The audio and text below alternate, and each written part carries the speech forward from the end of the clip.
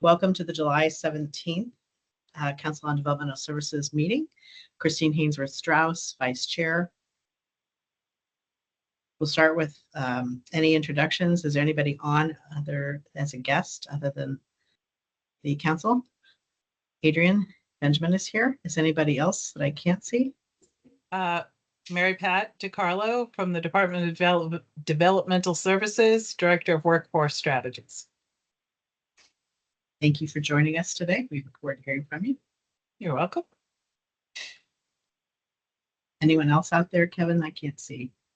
No, Kevin Bronson, DDS.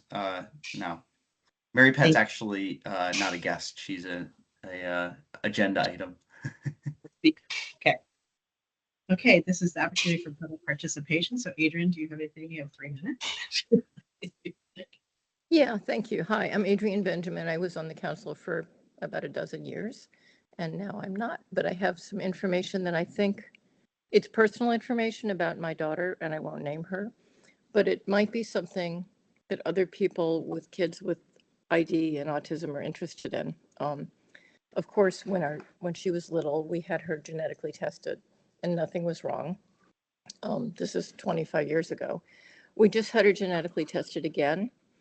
And shockingly to me, she was found to have an X chromosome abnormality that's got a funny name. It's called DDX3X.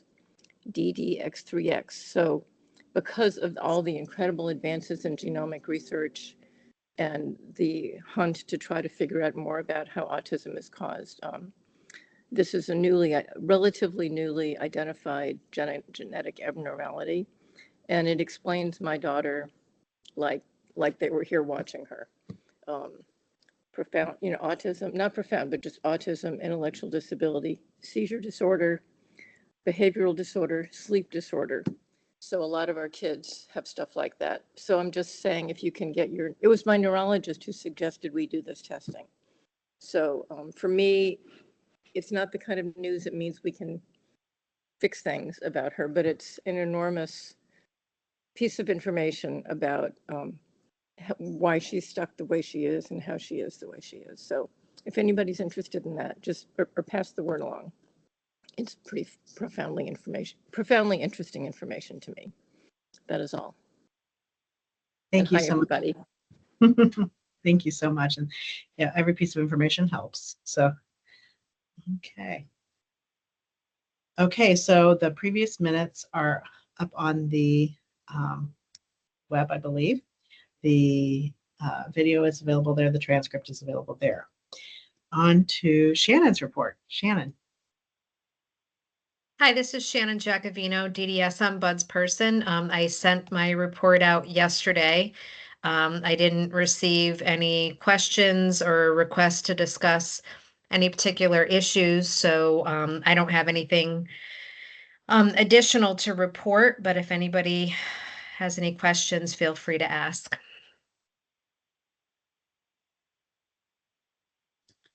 I'm not seeing any hands. Anybody have any questions for Shannon?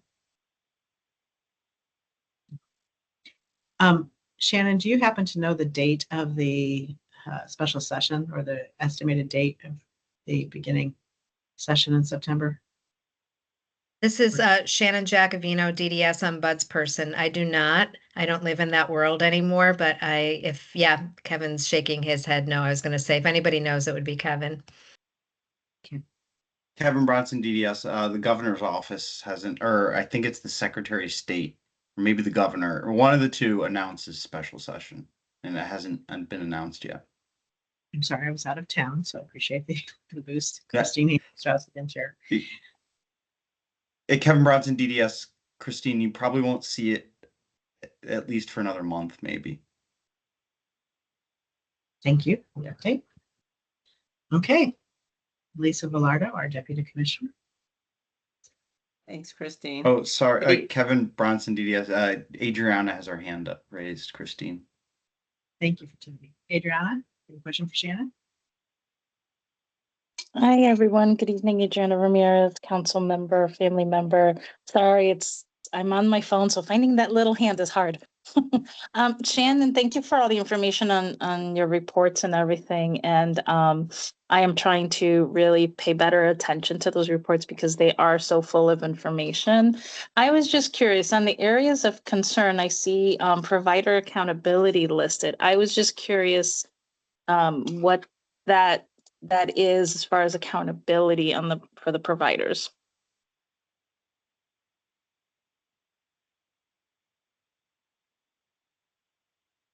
I mean, that's been an ongoing concern of mine. It's not anything specific. I think there are times when I get involved where I feel that um, uh, I have concerns about the relationship sometimes between families and providers, and the voice that families and individuals have um, on the team and the consistency and follow-up.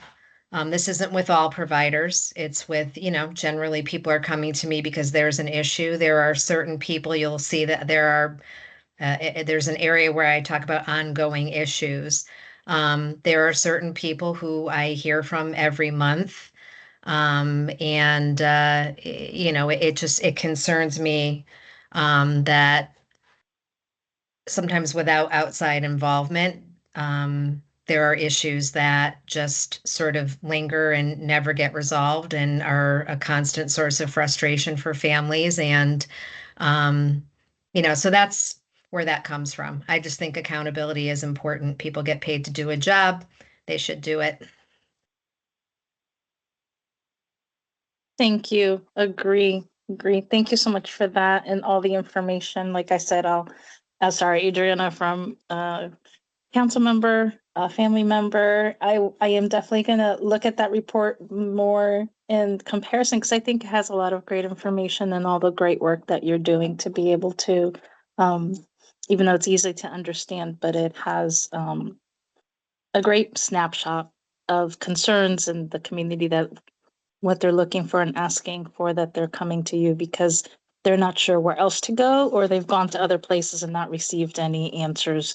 So I think it's really vital. And as a council member, I'm going to be more accountable to really reading the report and seeing what I can, what I don't understand and ask. So thank you.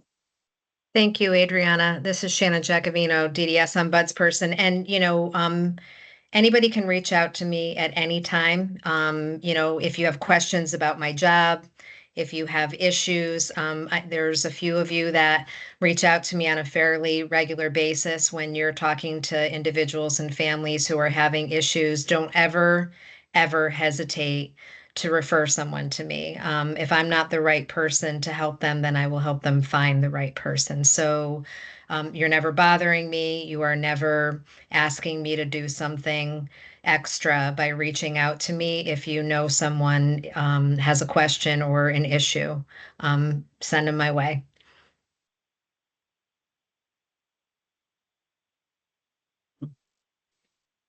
Thank you, Shannon. Are there any other questions, Kevin? No. Thank you so much. So now, Lisa, please go through the report. Thank you, Christine. Elisa Velardo, Deputy Commissioner for DDS. Good evening, everyone. I'll start with most exciting news, and that's some of the places that I've had an opportunity to visit over this past month. Yesterday, I went to visit what's called the Transition Home in Bristol. It's a one-of-a-kind home that the concept was proposed by Midstate ARC several years ago, maybe 3 or 4 years ago. My predecessor was very active in helping to get that model approved, and the home opened this past month. And what it is, it's considered a CLA, community living arrangement, but the way that it's structured, there's a common area, and then there are 5 individual apartments, single apartments. And so it's a one-level home The 5 apartments are designed for people who are interested in moving to uh, their own apartment or supportive housing or a more individualized setting. But the focus of the transition home is to give training and skills and really supported exposure so that as people have the opportunity to move to those settings, they feel prepared. And so we had a tour yesterday. One of the individuals very enthusiastically showed us all of the assistive technology in her apartment, and was so well versed on how to use the Ring system and how to use her Alexa, and just integrated that as she's walking through the apartment. Sensors in the bathroom to regulate the water temperature, and really some state-of-the-art technology that were just integrated so beautifully in the home. Each apartment has its own little balcony area. It really was beautiful to see. And the concept is that people can live there up to 2 years and then would transition into more individualized setting. Some are coming from CLA settings, some are coming from family homes, but the individuals that have moved in are very, very, very happy and very excited. So that was really good to see come to fruition, because it was a long time coming. It was a different kind of a concept, and so it required interagency, DDS and DSS collaboration, and people have moved in and are on their way. Some of the training that will be provided, you know, people will come to the door and try to talk their way in. People will call on the phone and try to, you know, uh, uh, get money or get information. There will be cyber security that'll be taught, all of the things that really in society make all of us vulnerable. Those real life experiences will be explored, and then training and support provided, so that as people move into their own apartment, they really have some skills to navigate safely.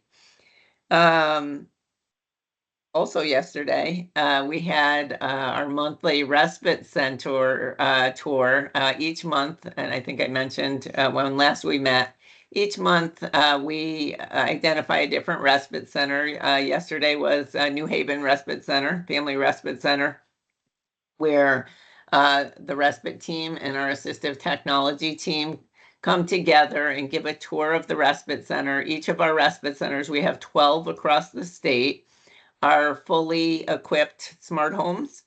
And so not only are we sharing information about respite, and we can't underscore enough the importance of respite to family members and to individuals that participate in the respite centers, but also demonstration of the assistive technology equipment that's throughout the home in every single room. I was thrilled because yesterday we were filled to capacity. Normally it's a block of time, and there was a 4 o'clock tour and then a 5 o'clock tour, and we had so many individuals and families that came, asked great questions, learned information about respite, got connections to be able to explore further, but also asked great questions about the assistive technology that is in place, and started to think about what they might be able to incorporate in their own homes. So a great experience. Ages for respite are the from children through seniors. So there's no minimum age. We have fairly young children that participate in the respite centers and adults as well. If anyone's interested, we can probably put a link in the chat to the respite centers that are available across the state. I see that there's a hand up. Shall I pause and we can talk a little bit about respite? Edwin, do you have a question? You're muted.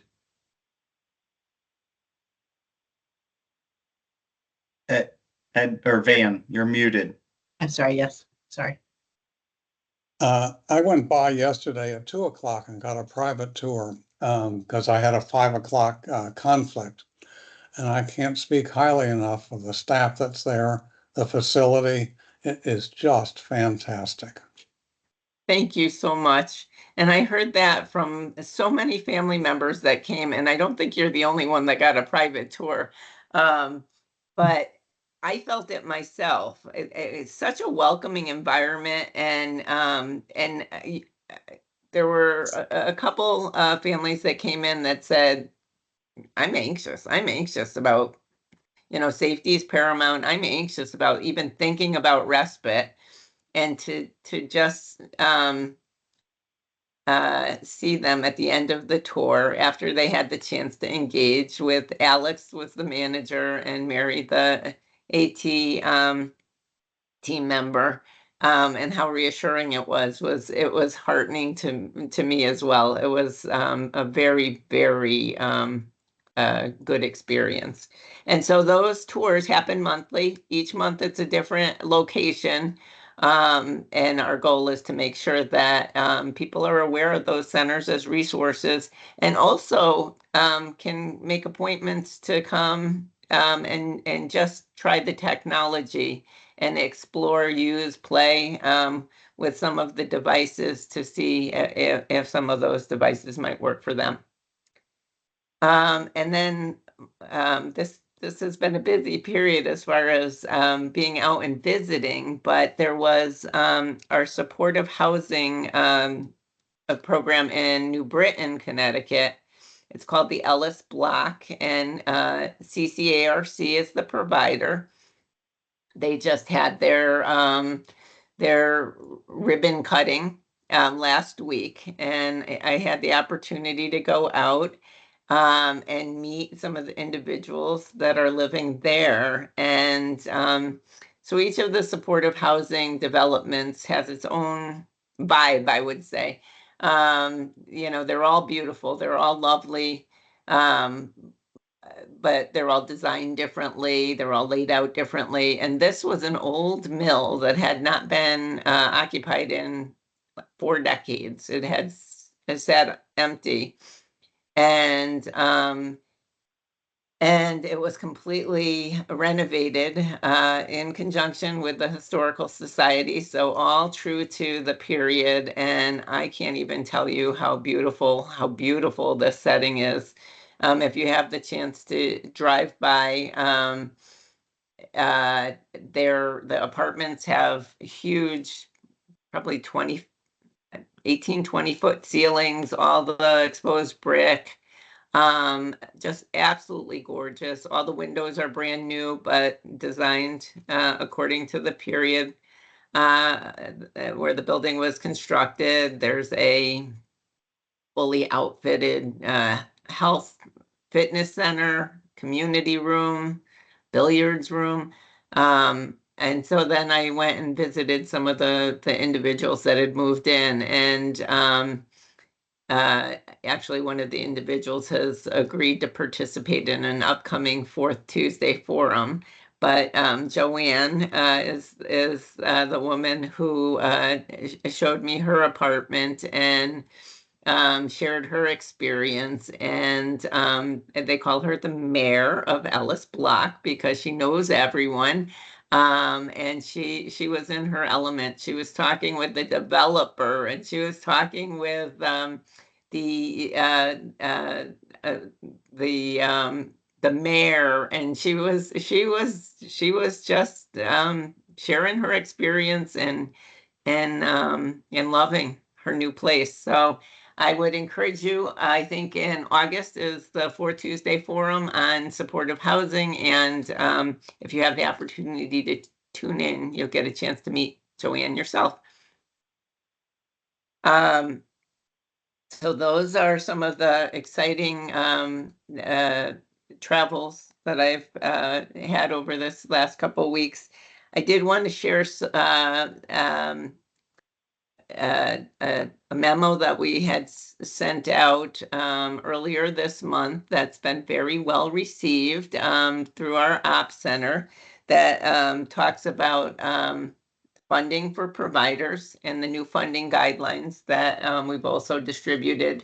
And we had a meeting today with providers facilitated by our CFO, Nick Gerard. But it's really good news on the provider front. There was really healthy funding in the budget, and our hope is Mary Pat DiCarlo is going to talk to you a little bit later about workforce development, that this funding that's in the budget will help to strengthen the provider community, will help with recruitment and retention of qualified staff, and will help with capacity as well. So that was a pretty positive discussion. I know that there were some great questions, and we talked about the funding for this year, but there will be funding in subsequent years as well. And so that what's put in place this year will be built upon as we move forward. On the federal front, HR 1 has been a hot topic of discussion. Several of us at DDS attend some national meetings, both by our trade, the provider trade organization, and our own NASD's Federal Trade Organization, where they're really sifting through all of the components of HR 1. At DDS, we have not seen a direct impact, but I know that that's a question that comes up quite frequently. It came up in the provider meeting today, and we're still digesting that information and looking at potential impact, even potential indirect impact if other services are impacted. I know, if direct support staff have potential impact, that could impact our service system. So we're looking at that closely and just gathering information in terms of what we may expect in the years ahead. And then I did mention that a lot is happening on the workforce front, and we have our presenter today, Mary Pat DiCarlo, who the commissioner brought on. Has it been 2 years? Yeah, close. Who's done a tremendous amount of work. And so I can't wait to hear Mary Pat's presentation, but there's been a lot happening in that area. And so with the funding that we have in place and the good work that's been happening through Mary Pat and her colleagues, we're starting to see some signs that workforce issues are starting to be addressed. And so we'll be looking forward to that presentation. And that's what I had for an update. Kevin, did I miss anything? Kevin Bronson, DDS.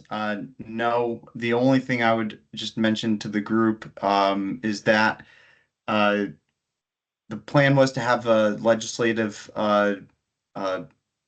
thing pulled together and to send around prior to this meeting. It's not finalized. I'm hoping to have it maybe tomorrow or Monday, but I'll send it around to the group.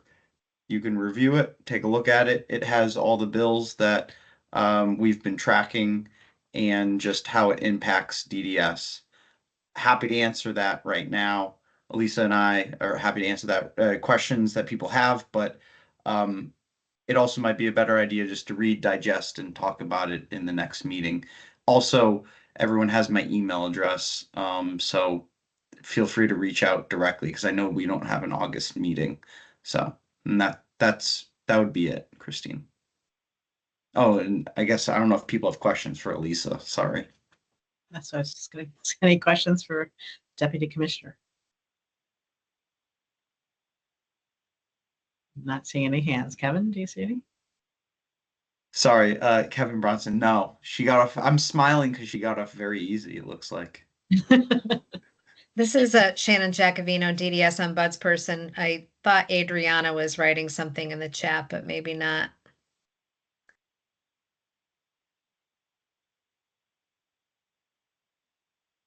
And I do apologize again, Christine Hainsworth Strauss. I can't see the whole everybody's screen, everybody's face at once. Christine, I think you're good to move on. Okay, thank you. Okay, well, our next agenda item is Mary Pat DiCarlo. Welcome. Thank you for presenting all your information about all the workforce issues. Oh, you're welcome. Mary Pat DiCarlo, DDS. I don't think I've met everybody. I have worked with a few on different committees and whatnot, but for those of you that I haven't met, just a little bit of background. As the Deputy Commissioner said, I've been with DDS just shy of 2 years, came on board as the Director of Workforce Strategies. It was kind of an undefined position. We kind of developed it as we went along. But I came from the private sector. And for 45 years, I've worked in several different private providers. I wore pretty much every hat that you could think of in the private sector. And I was ready for a break from the private sector, and this opportunity came up, and I was very happy to get it and happy to come on board. And when you can't beat them, you join them. So it's kind of been what I've been working on. So, but my main focus has been workforce development. And one of the first things I found out when I came on board is that there were so many people that work for the state, in the private sector, that didn't know what a direct support professional was. They had no idea. Even people at the Office of Workforce Strategies thought people that worked in group homes or in day programs were all CNAs. So different. So I found that one of my first goals was going to be, how do we educate the community as to these roles? People aren't going to go and work in these jobs if they don't know about them, right? And then I started working with other state agencies and working with the Office of Workforce Strategies. And over 2 years, we have gotten some things accomplished, and we have some real goals that we're working towards. So I have a brief PowerPoint that I'll show you. I will share this. Okay, can everybody see that? Yes. Okay. All right. So the first thing, like I said, first thing that I found out was about DSPs, and the Department of Labor didn't even know that they didn't have the DSP job title in their system. So I couldn't even get data. So through the National Court Indicator Survey, the Department of DOL, and multiple other publications, I have some basic information that the workforce crisis is not only in Connecticut, as most of you probably know, it is statewide. I mean, it's national. The average direct care worker is female, and is between the ages of 40 and 60 with an educational level of a high school diploma. The full-time staff vacancy rate in Connecticut, it was, the last data I could find was at about 17.7%, which is higher than the national average. So hopefully with some of the work that we've done over the last 6 months or so, we're going to start seeing a downward trend. 15% of new employees will leave their DSP position within the first 6 months. And that is due to not feeling comfortable in the jobs, not being trained well enough so that they're feeling comfortable and they move on to something else. And it's estimated at this time, but we don't know for sure because we don't have the data, that there are over 5,000 DSP positions available in the state. And we know that going forward for the next 10 years, that nationally, we're going to need 1.5 million direct care workers as our population grows and lives longer. It's just inevitability, and it needs to be recognized. Okay. I talked about the collaboration with the Office of Workforce Strategies, DDS, and other human service agencies. We've been working together to look at the legislation that came out in 2023 that required the Office of Workforce Strategies to develop a human services career pipeline. So it all kind of will come back around to that. We participated in a national peer learning program through ACL, and we worked with several other states, Illinois, Kansas, and California. And we were comparing notes, and we were talking about what each other has done, what's worked, what hasn't worked, etc. And then we worked at developing goals. So Connecticut's goal was, how are we going to educate the community about these roles and the jobs that are needed to be filled? We are presently now working on developing a standardized job titles and job descriptions. And we're also working on developing a standardized training program. So one of the things that we found is that whether you're a DSP, a home health aide, a PCA, if you're, direct care working in a DCF group home, all of these positions have a lot of training that's in common across the board. And the positions are different, but there is a base of training that everyone is required to have. So whether that be your CPR and first aid, your HIPAA, ADA training, sexual harassment, all of those, regularly issued trainings that are required. And we're looking to build a training program and curriculum where people can go in and they're not quite sure what they want to do, but they're going to go through this direct care workers training. They can come out of that and they can say, okay, I'm going to go work for a DD provider. They'll have 85% of their training, and the rest of it they'll get from the provider. It's a win-win because the provider doesn't have to pay for all that training, and the potential employee can take that training and go to other providers as well. Because as we know, most DSPs work more than one job. So this is truly the entry-level positions. When you first walk in, never done this kind of work before, this is what we're training for. But then once we get that developed and laid out and put out there where people can receive this training, either it be through the workforce boards in the state, through federal funding, the WIOA programs, the job centers. Then they can pick which direction they want to go in. If it doesn't work for them, they can go in another direction, but they have the basic training.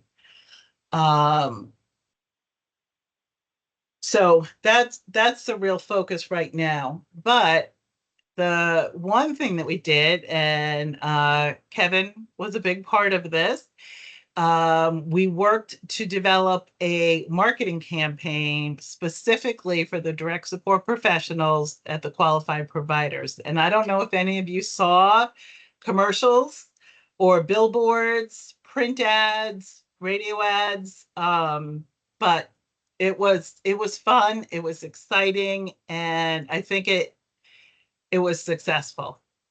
So the goals of the campaign were to educate the community about direct support professionals, implement a way for community members to gain information and apply directly to a qualified provider, and increase the numbers of DSPs. So this was our logo, all right, which I really liked. And then we knew that we worked with the McDowell Agency, the Latino Way, and Ethical Influence of Connecticut. And we worked with several of our qualified providers. So all of the pictures, the video, everything you saw in this campaign are actual individuals and staff, which that part made me happy. I really did not want to see, stock pictures and all of that kind of stuff. So it was really fun to do. And these are a couple of the posters. All of the marketing was done in 4 languages: Spanish, English, Spanish, Portuguese, and Polish. I got that right, Kevin, didn't I? Okay. Yes. Okay. So when we were working on the campaign, it was, okay, but we got to send everybody somewhere. Where are they going to apply for these jobs? They're going to see these great commercials, et cetera. Where are they going to go apply? So we developed a job board. And that is dspjobs.ct.gov. The job board was developed and implemented. We have over 100 providers participating in the job board that have their jobs posted, and we have over 270 jobs posted right now. I don't know if we'll see that number change a lot, because one of the things that we suggested to all the providers is to post your positions like what they'll call evergreen positions. So it's a position that you're going to need day program first shift staff. You're always going to need them, right? So you post that position and you list all the towns that you may have that position available in, and it stays up there, right? So now we are in the process of finalizing a survey that's going out to the participating providers to see what kind of activity they got, how many people did they hire, et cetera. So we do know that we've got a lot of hits on the social media. And again, I think we got the word out there, and hopefully we'll know more about how many people got hired.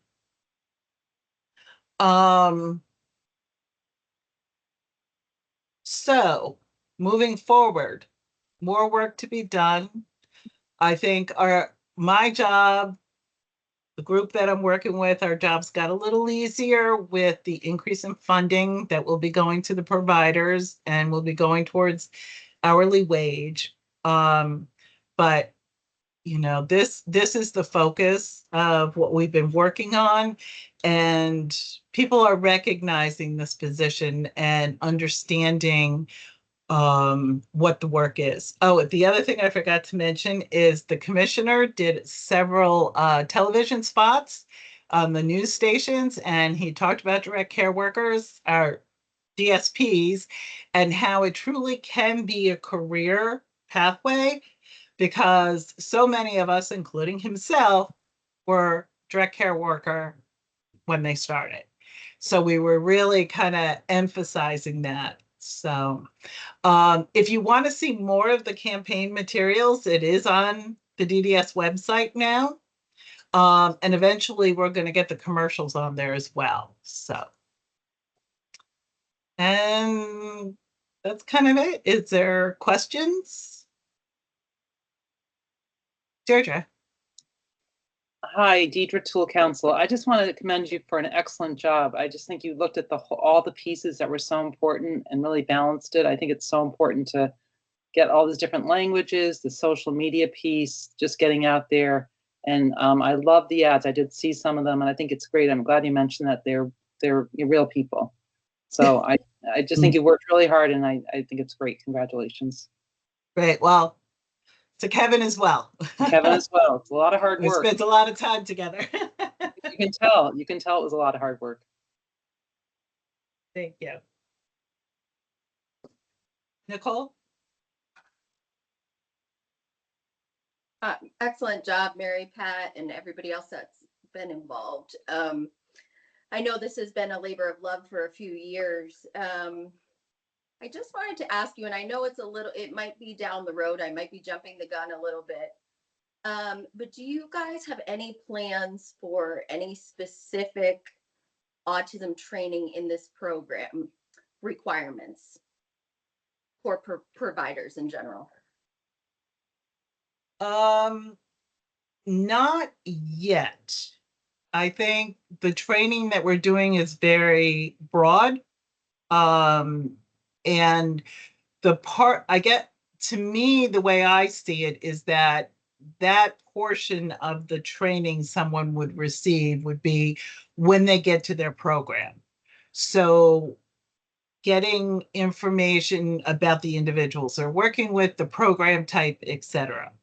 But now that I think about it, we will have a component in regards to crisis intervention, behavioral intervention. We will have that. We are going to have components about different types of disabilities and talking about different diagnoses and whatnot. It won't be in great depth, like I think what you're looking for, but I can see that coming in someone's next level. Sorry. Yeah. Yeah, I think what I'm looking at, just having gone through the provider application process and sort of looking at it wearing different hats, first as a parent, now as a provider. I think I know we don't want to make it harder on providers, but at the same time, I think there should be some sort of minimum requirement, especially if you're going to take higher level of need individuals, because I think there's a big gap there when there isn't that requirement currently. And I think as this population rises and continues to increase into the adult services, there's a tidal wave coming. And it would be great to be at the forefront of that and say, look at what Connecticut's doing. They're being proactive by, having some sort of, and I think it's the more supported the DSPs feel in the clinical part, I think it's a lot less intimidating to work with the individuals. Sure. So I just kind of wanted to see if there was any discussion on that. Thank you for everything you're doing. Welcome. Adriana?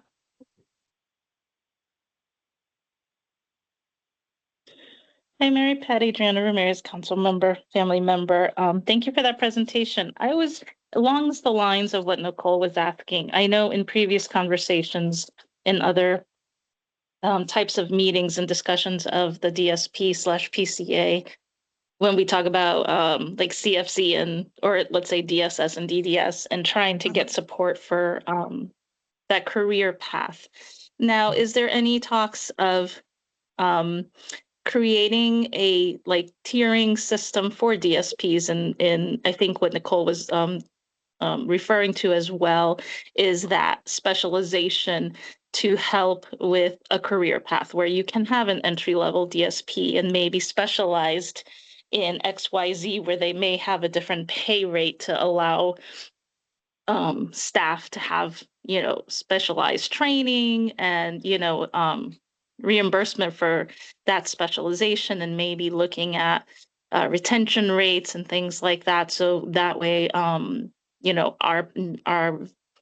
spectrum of population through providers and different things can be supported appropriately, and you have staff that is has taken that extra training wherever that is provided, but they also feel like they have a career path because you do have those distinctive levels like you do in any position. Even in DDS you can have I don't know the positions, but I'm sure there's like a level 1, a level 2, and maybe a level 3 or something like that of the same position. And I Right. think that it would be a great step for that longevity, that retention, and also support of our community. Is there Again, any Mary talks Patrick of that? Carlo. Yeah, yes, there is. And it, when I first started this, I had this big overall vision idea, and build these pathways, and yes, those pathways and those idea is there. But I learned pretty quickly that everything happens slowly, and being persistent and whatnot. But yes, that is the goal. So I think, especially with people that don't know what they want to do, right? They should get the basic training. They should get in there, kind of see what things are like. And then if they find that they have the passion for this type of work and their supervisor sees something in them, then it's like, okay, you know what? You really have a knack for this. You have a gift for this. So we're going to do some more training, and we're going to get you to a point where, in some agencies, they'll call them a DSP2. So maybe that's behavioral, maybe that's medical. You're very organized. You can handle all the doctor's appointments. You handle the meds, etc.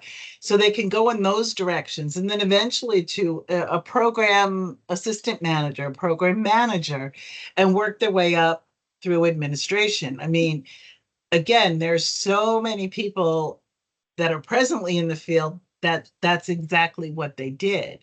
So unfortunately, it's taken me a while to get the basic done. But once we do, yes, that is absolutely my vision, that we develop those pathways. Adrian. What? Hold on. Uh, Excuse me. Deidre, is that a legacy hand? Oh, yes, I'm sorry. Yeah. Okay, then I think that Michael Beloff was next. Oh, I'm Yes, sorry. Mike. Okay. Go ahead. That's okay. Michael Beloff, council member, and Mary Pat, thanks for all of this stuff.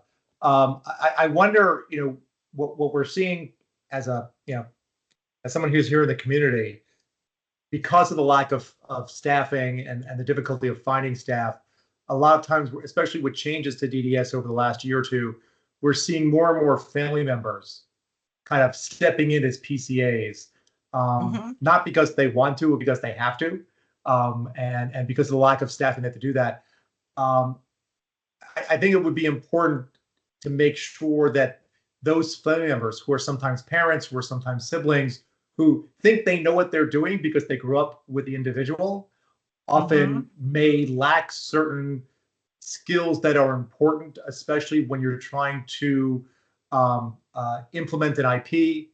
And I think it'll be important, and those may eventually be potential people who may decide to continue that once non-family staffing can be secured.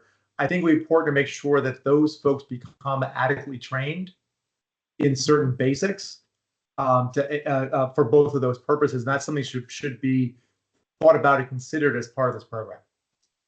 Absolutely. Mary Pat, Kevin Bronson, DDS, just quickly, because I just want to defer to Christine on this. Adrian has her hand up. I don't know if you want her. No offense, Adrian, just because you're a member of the public, I just want to defer to Christine to make the decision. So. Oh, and I hate to do that, but I think It's that we okay do. with either. I can handle it, whatever. It's fine. I think as we're trying to get back to the strict rules, so I think that That's if you don't fine. mind, Adrian, public participation is there. So thank you. Chris, Are there any other things? sorry, Chris, I know I'm not a member of the public, but Kevin Bronson, DDS, I do want to put in one little thing that's not necessarily related to Mary Pat, but just a little context. And I'll let the deputy commissioner expand if she wants to. But outside of this work that Mary Pat has been doing on the job board for providers, there's also another job board for individuals who self-direct their services. I'm just going to And interrupt for just a second. sorry. Adrian, can you mute again? Because I can hear the dogs barking. Oh, I'm sorry. And I can't hear Kevin. I'm so sorry. No problem. I'll repeat. Kevin Bronson, DDS. The job board exists that Mary Pat just talked about. The DSP job board is for providers, but there's also a job board called Rewarding Work. And like I said, our deputy commissioner, Elisa, can expand on that more. But I'll share the link and I'll turn it over to Elisa just to quickly mention it. Sure. Thank you, Kevin. Thanks, Elisa Velardo, Deputy Commissioner. As we had those initial discussions about, if we're going to market and really do this outreach, where do potential employees land? We looked toward our self-direction program because we've worked with an organization that provides this kind of a support, a rewarding work for many years now. And over the last year and a half, 2 years, they've really enhanced, optimized the platform. And the intent is to, if I'm self-directing, if I'm looking to hire an employee, I can go on the website, Rewarding Work, and there are candidates, and I can filter by my location or what I'm looking for, identify some potential employees who may be a match, and then set up interviews accordingly.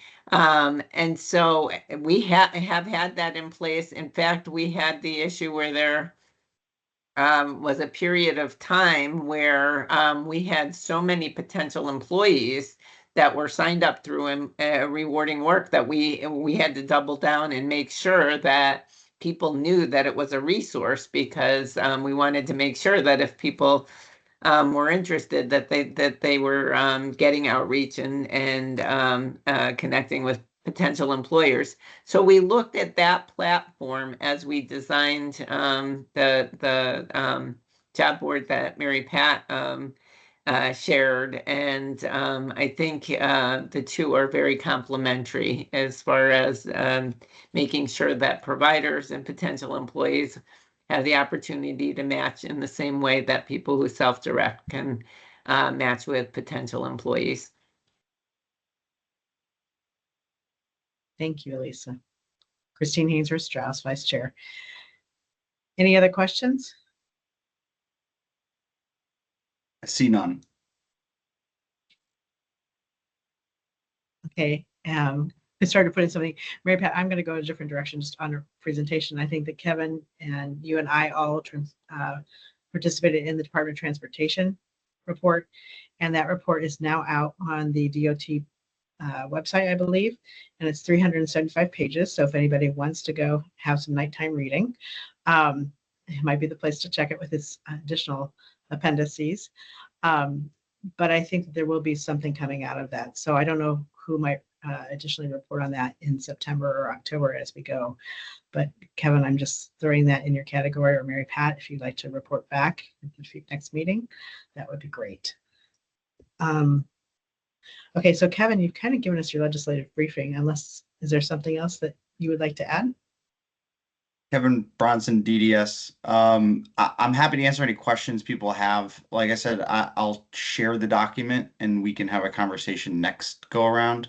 But I don't want to just waste people's time.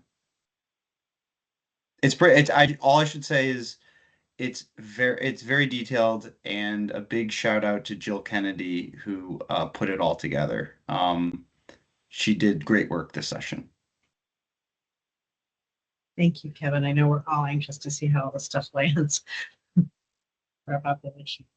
That takes Kevin Bronson, DDS. The one thing I can quickly mention though is, the stuff that there is a few things that DDS is directly responsible for, and we're moving forward on a lot of that. There are some reports that are due next year, but generally speaking, there's not a lot that's quick, I guess you could say. It's a lot of things we implemented that we have to train people on and kind of work on. So it's a process. So you're not missing out on too much if we wait a couple days to share the information with you. So I appreciate your patience. Thank you very much. I guess as we don't have a meeting in August, we know what our tasks are in August. Read that report. Okay, I think we're on to topics for future meetings. Are there any additional speakers or topics we would like to have discussed? I think there is a speaker potentially lined up for September. I know Patty was in charge of that, so I don't want to misspeak on that one yet, but check your agendas in September.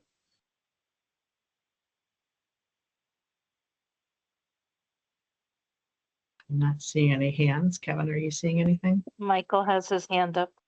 Oh, thank you. Just saw the hand go up on the screen. Thank you, Michael. Thank you, Adriana. Hi, Michael Beloff, council member and family member. I would love at some point if we could get someone from DSS in to talk. One of the challenges that I've seen over the years is that there's a lot of interaction with the Department of Social Services. It can be very challenging to get a hold of someone. For those of us who are DDS eligible and have family members, we have a caseworker, and it's very, very easy. Families, and granted, that's not the purview of this particular council, but families in other channels who don't have direct an agency like DDS have a lot of challenges with finding things. It would be wonderful to get some coordination and understand for families how they can better, because some of the services we get and supports are from DDS, but many of them are from DSS. And as an example, again, because we were talking about jobs, I'll talk about maybe jobs on the participant level and accessing. We have wonderful programs like things like, MedConnect, but it can be very, very challenging to figure out how to get over to that side, which makes reporting and qualifying for benefits much, much simpler for those individuals who can work, especially once Social Security disability insurance kicks in, and understanding how that the DDS side can coordinate better with the DSS side, I believe would be very valuable for the population. Thank you, Michael. Christine Hainsworth-Strauss, again, Vice Chair. I'm not even sure we have caseworkers. I'm not even we have DSS caseworkers. We have DDS caseworkers, but I don't have DSS caseworkers, so I'm not sure everybody does. Any other options or topics coming up for the fall? I'm sure we might have some more after you read Kevin's documents. Deidre has her hand up. Okay, Deidre. Deidre Toole, Council. I just want to follow up on what Michael said. I do work with a lot of individuals that I help the parents apply for the DSS autism waiver. And in the past year, there has been a new letter that's gone out saying that they can contact the case managers. They're not going to get one, but there are 2 assigned, and that they're willing to go to their home at one time, meeting with them or meet with them. They always give you resources. So once you get off that 10-year wait list, you do get assigned a case manager. I don't know how many case managers are out there, because the 10-year wait list, I really don't even know how many people are eligible for the autism waiver and using it right now. But I would love to hear from DSS as well about the autism waiver, because I think they have changed their model a little bit. And I would love to know when you get that one-time meeting with them, and even if they come to meet with you in your home or wherever, I'd love to know what kinds of topics they're covering and how they can help, like how to access those services while you're waiting for the 10 years, the best way to access besides just going online. So that would be great. Thank you, Deidre. Kevin, is there going to be anything that would be in your report that would be pertaining to that? Maybe you could highlight it. Is anything that's changing site of area? Kevin Bronson, DDS. I think that's something that we could work on, but it's something that I would probably take, or the deputy commissioner can take back to the commissioner and coordinate who would best work to come here at DSS from DSS. I think what would work the best, and I'm happy to talk to Patty or Christine, the three of us can talk, is maybe just getting together a list of questions of like what you like, kind of just what you just talked about. If we can put that together, so then we can ensure that the person that shows up from DSS is the correct person. And right? it's fair to answer the questions. Correct. The deputy commissioner has her hand up. Thank you. Elisa Velardo, DDS. I think that's a great idea, Kevin, because we do coordinate closely with DSS across so many different areas. But if we had a list of questions or general kind of themes, it might help us to identify who best could speak to all of them, or maybe we're looking at a combination because it's a large department, and so it would help us to identify who best could answer those questions. Thank you, Elisa. Again, Christine Hainsworth-Strauss, Vice Chair. I would like to ask then, if you have a list of questions, could you please send them to both Patty and to me and include both of us, and we'll compile them so we can put them together.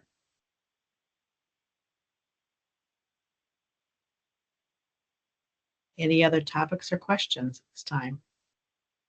So, Kevin Bronson, DDS. The one thing I realized when Elisa asked if there was nothing else, I forgot. And I don't remember. We had a meeting early before this, and I forgot what we decided. But the barbecue. We decided we didn't have anything to share yet, but you have probably the most up-to-date information just verbally, and then as soon as we have something to share in writing, we can do that.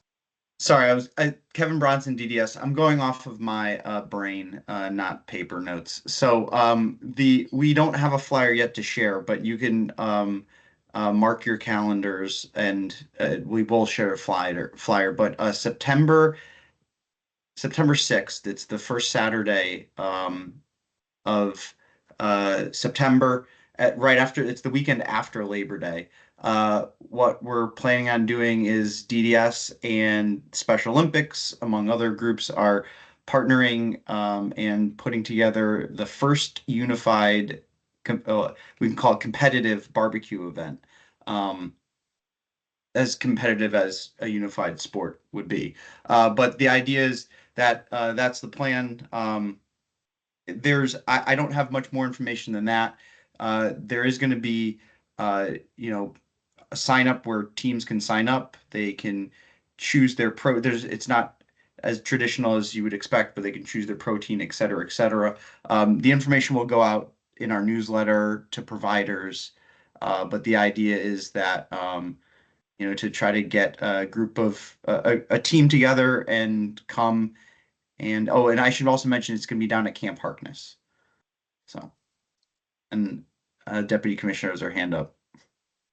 I was going to mention that it's at Camp Harkness, but I'll also mention the buzz and the excitement around this. I think this may be the first of its kind.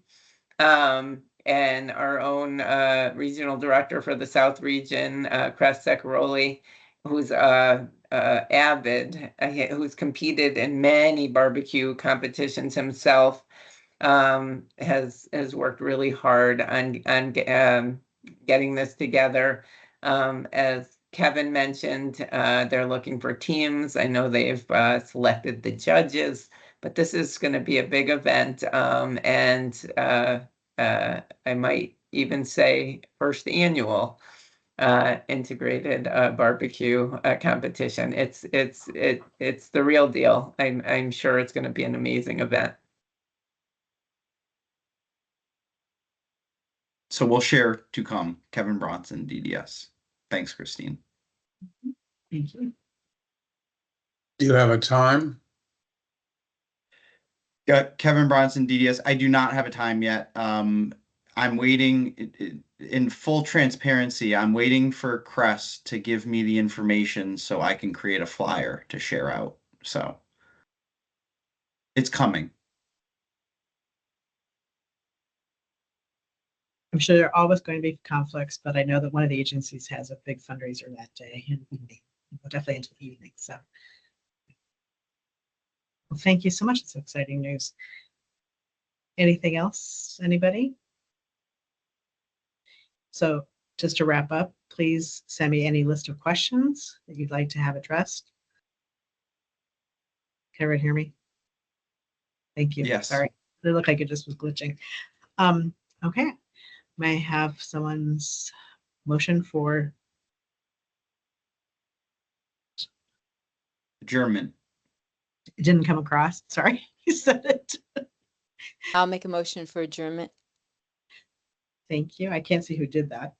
Sure. It's a motion by Pam. Thank you, Pam. Can I have a second? I'll second. Adriana Ramirez. Thank you, Adriana.